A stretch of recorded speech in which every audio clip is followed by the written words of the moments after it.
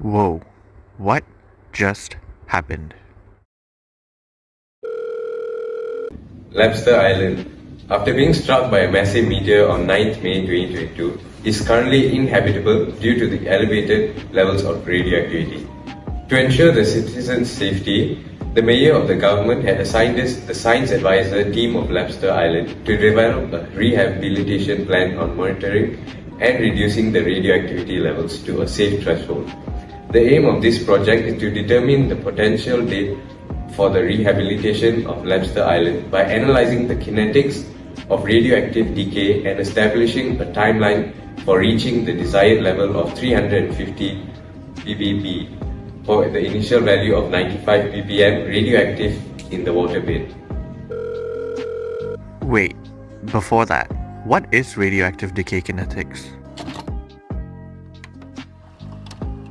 Radioactive decay kinetics is the mathematical analysis and study of a pace at which radioactive materials decay over time. A stable of atomic nuclei spontaneously change to a more stable configuration through a process known as radioactive decay, which releases radiations in the form of alpha, beta, or gamma.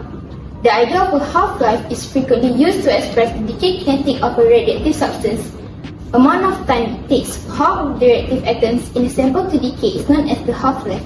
It indicates of the rate of decay and make it possible to figure out how much radioactive material is still there at any particular time. Radioactive materials behavior can be predicted over time by seeing the kinetic of radioactive decay. In this case, we are studying the time decay for iridium-192 to predict the safe timeline for Labster Island to be occupied by mankind after a meteor strike. Well, now that we know that, what are we going to do about it? The objectives of this project is 1. To identify the radioactive element in the meteor, 2. To calculate the half-life of the radioisotope, and 3. To analyze the decay rate of the radioisotope using the integrated rate law equation.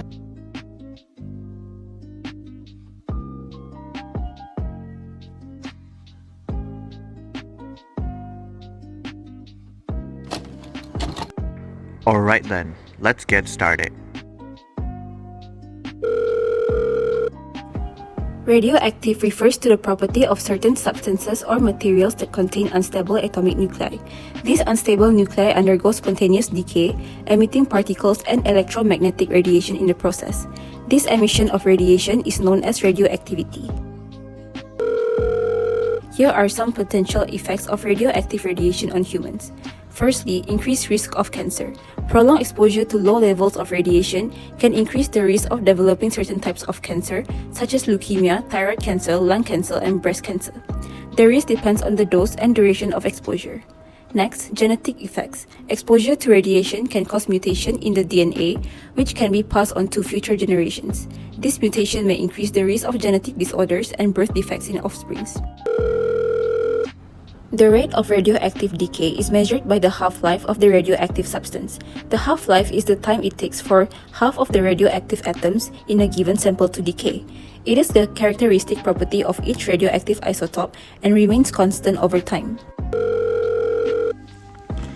To start off, this study is conducted with formulas under the first order reactions. In this case, we can assume A is iridium-192, K is the constant and T is time. The differential rate law is negative dA over dt equals to Ka. For this study to precisely accurate, the differential rate law has to be integrated. From the differential rate law, we can switch the positions of dt and A, giving us negative dA over A equals to K dt. Next, we can integrate the whole equation. The negative is moved from the left to the right. K is not integrated since it is a constant. Therefore, it is brought out from the integration. As a result, we will get ln AT minus ln A naught equals to negative KT. This equation is the integrated version, but it can also be expressed in the linear form of y equals to mx plus c. So, AT minus A naught can also be expressed as A naught over AT, hence giving us ln A naught over AT equals to KT. Next, we can make AT as the subject. The equation is now AT equals to A naught e to the power of negative KT, which can be converted into ln AT equals to negative KT plus ln A naught. To find the half-life of iridium 1 and 2, we can use the first order rate law, where T becomes T half and AT becomes half A naught. Now, we have ln A naught over half A naught equals to KT half. Now, we can make T half as the subject. The equation now is T half equals to ln 2 over K.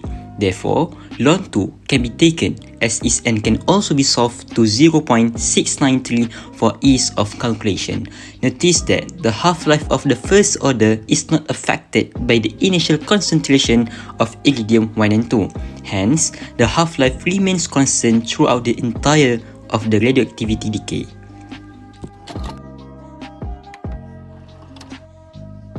To start with, the values of ln iridium 192T in ppb versus time in days are needed in order to plot a graph to know the rate of the radioactive decay. So, let us use the half-life formula to get constant K. The value obtained is 0.00937.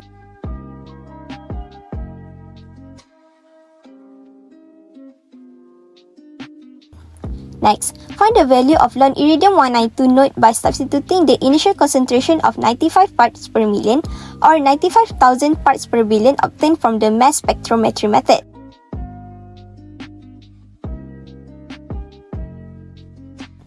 The value of ln iridium 192 node calculated is 11.462. So, in order to find ln iridium 192T, substitute the values of constant K and ln iridium 192 node obtained in the integrated rate law. Replace the time T in days with 7, as the first concentration recorded from the waterbed is 7 days after the strike. Subsequently, the first value of ln iridium 192T calculated is 11.396. Repeat the calculation by replacing time T with 10, 13 and so on, as the concentration were taken once every 3 days for 1 month, starting from day 7 until day 34.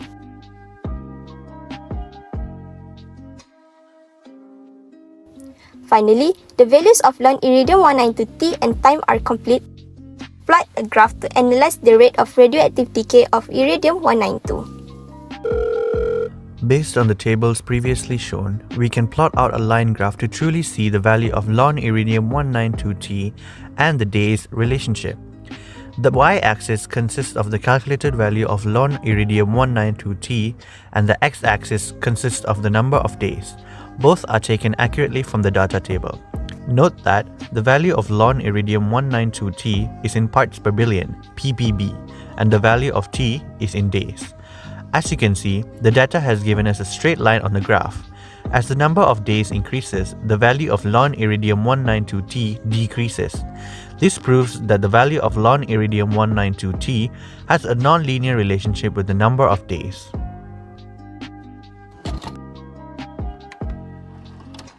In conclusion, to certify the problem statement, firstly, a radioactive element from the meteor strike is identified, which in this case is iridium 192. To precisely propose the date of the island rehabilitation, half-life of the radioisotope is determined, which is 74 days, and the decay rate of the radioisotope is analyzed by using the integrated law equation in first order.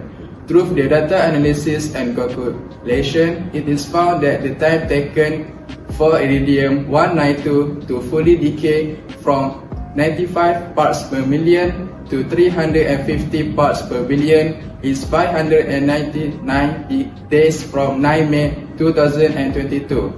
Hence, the potential date for the rehabilitation of the island is 29 March 2024. There we have it. Labster Island can finally reopen and rehabilitate for further experiments and extraordinary scientific discoveries.